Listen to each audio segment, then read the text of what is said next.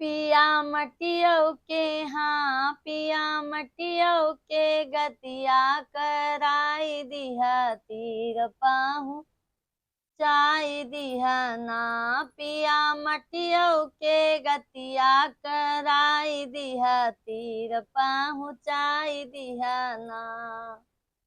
तेल तिल्ली के लगाय पाल कंघी से झराय, तेल तिल्ली के लगाय बाल कंघी से झराय। अपने हथवा से, हाँ अपने हथवा से सिंदूरा पहिनाई दिहा तीर पहुँचाई दिहना। अपने हथवा से सिंदूरा पहिनाई दिहा तीर पहुँचाई दिहना।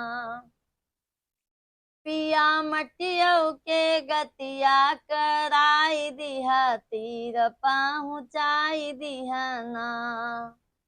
सारी कॉटन की मंगाया चोली बूटेदार सियाया। अपने हथवा से, हाँ अपने हथवा से चुनरी ओढ़ाई दिहा तीर पहुँचाई दिहना। अपने हथवा से चुनरी ओढ़ाई दिहा तीर पहुँचाई दिहना। पिया मटियौ के, हाँ पिया मटियौ के गतिया कराई दिहा तीर पहुँचाई दिहना। लकड़ी चंदन के लिया 5 परग पहुँचाया, लकड़ी चंदन के लिया 5 परग पहुँचाया। अपने हथवा से, हाँ अपने हथवा से अगिया लगाई दिहा तीर पहुँचाई दिहना। अपने हथवा से, हाँ अपने हथवा से अगिया लगाई दिहा तीर पहुँचाई दिहना।